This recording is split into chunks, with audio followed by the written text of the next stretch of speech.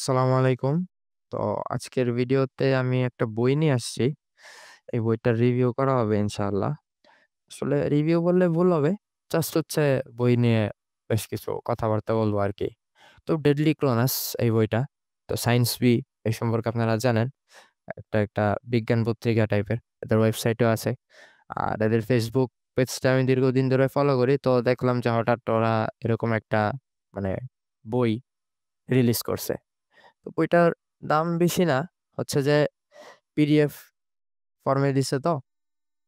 তো লেখা আছে ৳১০০ বাট মোস্ট প্রবাবলি হচ্ছে ৫০, ৬০ বা ৳৭০ দিয়ে কিনছিলাম। বেশ অনেকদিন আগেই কিনা হয়েছিল এটা। তো এটা মূলত একটা সায়েন্স ফিকশন বই।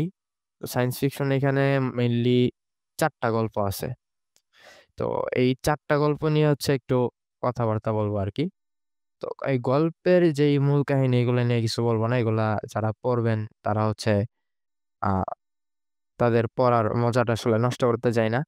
তো জাস্ট এই ৪ টা গল্পের মানে আমার কাছে কেমন লাগছে কোনটা, এইটা একটু বলি। তো আপনারা যারা চান তাদের পেজে নক দিয়ে দেখতে পারেন এই বইটা এখনো তারা বিক্রি করতেছে কিনা। হয়তো পাবেন। তো শুরু করি। তো এখানে ৪ টা গল্প আছে মোট। 'রোবট স্টেট', 'ভ্যানিসের ভ্যানিশ', 'লুসির নীল চোখ', 'ডেডলি ক্রোনাস'। এর মধ্যে 'রোবট স্টেট' যেই গল্পটা, এই গল্পটা আমার কাছে মোটামুটি ভালোই লাগছে। খুব যে ভালো লাগছে তা না, বাট মানে এটা আসলে সায়েন্স ফিকশন হিসেবে ওকে। হ্যাঁ? তো মঙ্গল গ্রহ, তারপর হচ্ছে যে এই মঙ্গল গ্রহে হচ্ছে মানুষের দখল নিয়ে এই টাইপের বেশ কিছু জিনিস, তারপর ভিতরে অভ্যন্তরীণ বিভিন্ন রাজনীতি, ক্ল্যাশ এই টাইপের জিনিসগুলো হচ্ছে এই সায়েন্স ফিকশন মানে এই সায়েন্স ফিকশনের এই গল্পটাতে উঠে আসছে আরকি। রোবট স্টেট গল্পটাতে। তো ভালোই লাগছে গল্পটা। এরপর আসতেছে 'ভ্যানিসের ভ্যানিশ'। এটা হচ্ছে মহামারী টাইপের একটা রোগ, যে মানুষ হঠাৎ করে গায়েব হয়ে যাচ্ছে। তো খুবই ছোট একটা গল্প। বাট খুব একটা ভালো লাগে নাই। মোটামুটি আরকি। আর 'লুসির নীল চোখ' এটা হচ্ছে সবচেয়ে ফালতু গল্প। মানে এইটা আমার কোনোভাবে মনে হয় নাই যে এটা কোনো একটা সায়েন্স ফিকশন হইতে পারে, বা এটা গল্প পইড়া কোনোভাবে আমার এটাকে সায়েন্স ফিকশন মনে হয় নাই। ঠিক আছে? জাস্ট হচ্ছে ওই মানে কয়েকটা সংলাপ লিখে দিছে, কিছু ক্যারেক্টার নিয়ে এসে একটা কাহিনী বানায় দিছে, বাঘে খেয়ে ফেলছে হ্যান-ত্যান এই টাইপের জিনিসগুলা। তো আমার কাছে এই কাহিনীটা একটুও ভাল লাগে নাই। সবচেয়ে ইন্টারেস্টিং ছিল হচ্ছে এই লাস্টেরটা 'ডেডলি ক্রোনাস'। এটা হচ্ছে সবচাইতে বড় গল্প ছিল এটার। তো ১৪৭ পৃষ্ঠার এই পিডিএফ বইটাতে ৬৬ পৃষ্ঠা থেকে শুরু হয়েছে একদম লাস্ট পর্যন্ত। তাও একটা ইঙ্গিত দেওয়া আছে যে এটার পার্ট 2 আসতে পারে।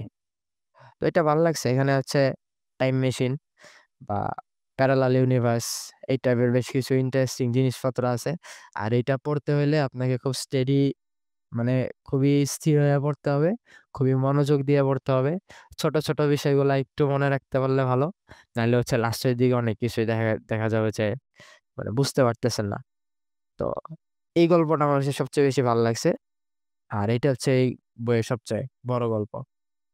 আরেকটা জিনিস সেটা আমি একটু গুরুত্বের সাথে বলতে চাচ্ছি, সেটা হচ্ছে যে এই বইটা কিন্তু ফ্রি না। এই বইটা অবশ্যই কিনতে হইছে।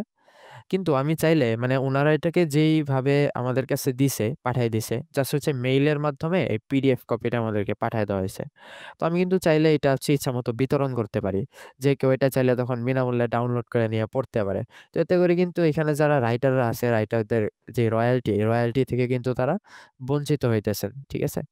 তো এটা আসলে উচিত হয় নাই। এটা আসলে বিভিন্ন মানে পিডিএফ যেগুলাতে রিলিজ করা হয়, পেইড পিডিএফ যেগুলাতে রিলিজ করা হয়, যেমন বইটই অ্যাপ্লিকেশন আছে, আপনারা অনেকেই জেনে থাকবেন।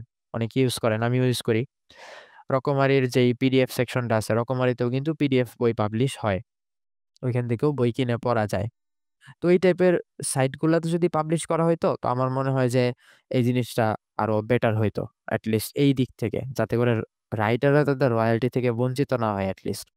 তো এই জিনিসটা যদি সায়েন্স বি একটু খেয়াল রাখতো তাহলে আমার মনে হয় ভালো হইতো। আর বই-টই আর রকমারি এই ২ টা হচ্ছে মেইনলি বইয়েরই সাইট। তো ওইগুলাতে যদি এটা পাবলিশ করা হইতো তাহলে আমার মনে হয় বইটা আরেকটু বেশি রিচ পাইতো মানুষের কাছে। তো এই জিনিসটা যদি উনারা একটু খেয়াল করতেন তাহলে আমার মনে হয় যে সবচাইতে বেশি ভালো হইতো। তো আশা করি সামনে যেই বইগুলা পাবলিশ হবে ওইগুলাতে এই জিনিসটার দিকে খেয়াল রাখা হবে। তো এই ছিল বই নিয়ে আজকের আলোচনা। বেশি কিছু না, জাস্ট হচ্ছে বইয়ের একটা ওভারভিউ। এটা একটা পিডিএফ বই যেহেতু। আর গল্প তো এর চেয়ে বেশি কিছু আসলে বলার নাই। নাহলে জিনিসটা আসলে স্পয়লার দিচ্ছি না কোনোভাবেই। যারা পড়বেন যাতে তাদের মজাটা নষ্ট না হয়। তো আজকের ভিডিওটা এই পর্যন্তই। ভালো থাকবেন সবাই। আসসালামু আলাইকুম।